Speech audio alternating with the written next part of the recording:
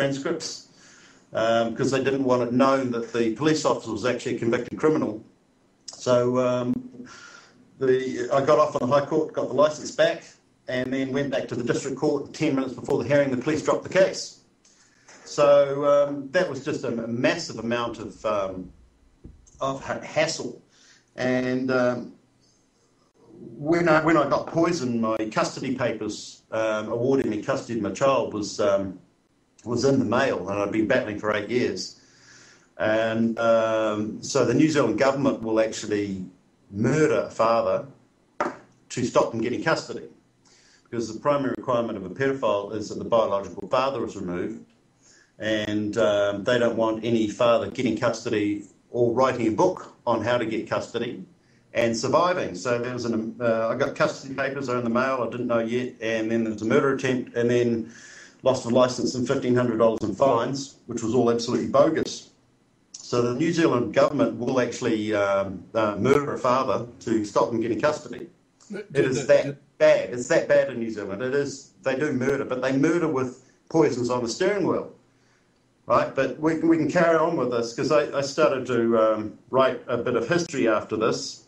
By that first murder attempt, I'd already published one book, and that was a book called Are You My Father?, which is, it's called Are You My Father? The Family Court and Other Experiments. And that was on the family court, all the statistics and a lot of the stories, the hassle of trying to access a kid. And the family court is basically a crime creation movement, because 90% of all crime in New Zealand is created by fatherless kids. So the judiciary is a crime creation movement. And the district court used to fund the family court, and 90% of all the criminals that go through the district court don't have a father. So the courts are a crime creation movement, as well as doing murders. Would I be yeah, carry on, sorry. Would I be correct to infer that you did receive the papers and did take custody of your own son? Yeah, I do have custody, and you've been living with me ever since. Well, thank God for that. Yeah, but check this out. Yeah, no, it's great. It's great. The counsel for the child involved that year charged $1.2 million in legal aid fees. He was the second biggest charger in legal aid. So a year, just imagine getting $1.2 million a year, and all that person is doing, it's Paul Gagan, all he's actually doing is stopping fathers getting custody. So he gets $1.2 million for that. And as soon as my case was finished, Paul Gagan nominated himself as a judge. None of the lawyers in Hamilton supported it. And he was accepted as a judge, and now he's destroying lives of families in Rotorua and Taupo. So it's just corruption on corruption on corruption. My guess must be that books of yours on topics like these must be bestsellers in New Zealand. New Zealand is a country that censors by ignoring. If you publish something that the judiciary or police or government doesn't like, they will simply ignore it. So that's what they do. So I've written one of the better sociological books on New Zealand. It's about 350 pages, and all accurate. And I got a lot of the statistics from the government and from the family court and even from the police. So, it's undeniably accurate. What's the title? What's the title of that book, Greg? Are You My Father? Is it published? Has it been published yet? Yeah, it was published in 2002. Okay, good. But during the writing of it, during the research of it, the police didn't even want that published. So there was one stage where I had 3 police cars outside the house, a dog paddy wagon, and I was sitting inside a 2-story building. I was sitting inside with my lawyer, and I had friends climbing up and down the ladder up the back window, bringing scones and cups of tea and stuff. Meanwhile, the police were outside the door with the loud hailers, and they got a battering ram and bashed the door in And so the whole door and door frame came off. This is in 1999. And an hour later, I got a rent refund, evicted with a rent refund, you know. And so what happens is that in New Zealand, when you're not a criminal, you get attacked by the police to a criminal record. And when the police were outside the door with the battering ram, they rang up comms, communications for police, to see what sort of a person I was. And I've got no convictions at all. And they read off a list of 30 convictions, as though 30 things as though they were convictions, and finished it off with, he's a real bad bastard. So then they smashed the door in with a battering ram, and then me and my lawyer sitting next to each other with a video, so we're videoing the whole thing, and they sent in their biggest guy, who was this Maori Polynesian guy, about 6'7" and weighing about 25 stone, and he sees us sitting there calmly drinking cups of tea. He's going, what the?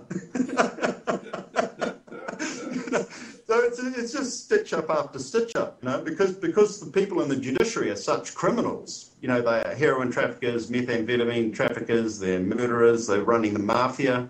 The judiciary in New Zealand is running the mafia. That, you know, when they find some honest guy who's not compromised, who's actually publishing books, they get really, really scared.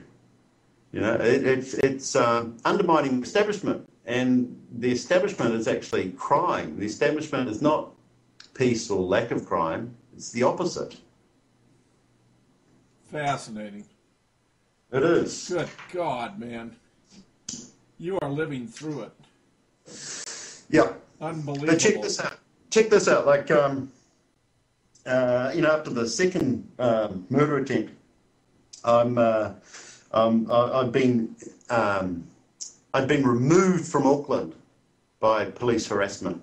Like, I had helicopters chasing my car and detectives following, one coming the other way and two others coming up the side streets. Just massive harassment. I had Matrix Security, which is the SIS in New Zealand, following me and parking in the right-of-way next door and eyeing me in the car. So I eventually got kicked out of Auckland, so I lived on Waiheke Island. And I noticed these Mossad doing reconnaissance on me. And one Mossad there was managing placemakers, which is kind of part of Fletcher's. And Hugh Fletcher is married to the Chief Justice, Shana Elias, and she's Jewish, and she's the highest-ranking Mossad agent in New Zealand. So the Chief Justice of New Zealand, Shana Elias, is the highest-ranking Mossad agent in New Zealand. So I've got these Mossad following me, and there's three coming in to the supermarket as I'm leaving. There's a 50-year-old guy, and he's with a 35-year-old woman, arms around each other, and laughing too much like bad spies. And then the hitman walks in behind them, and he's about 32. He's about 6'2", slightly dark skin, dark hair. And he kneels down in the doorway so I can't get out and does up his shoelace for about a very long time, like about 30 seconds. And the whole time he's doing up his shoelace, he's looking up at me, sizing up my body size, my weight, getting a good look, you know. So I knew the Mossad were looking at me, and then within 10 days, another Mossad agent was doing reconnaissance on me. He actually had his Jewish name written on the side of the van. And he does a U-turn in front of the house and he gets stuck in the mud, so he needs a tow truck. So I go out and I say to him, "Okay, can I swear on the program? Can I say what the exact language is?" Sure, yeah, you may. Yeah, okay, good. So, you know, I go up to this Mossad agent and I say, I know you cunts killed Michael King for Shana Elias. And he looks at me he's about face to face for about 2 feet away. So it's like a spy off, you know. and he looks at me, you know, right in the eyes, you know, checking I'm genuine in that. And then he looks, I would see if I'm fluttering in eyes with any fear or anything. And then he looks down to his left. And that was his kinesthetic memory. And he looks back at me and he goes, "Why the fuck do you get caught up in this sort of shit?"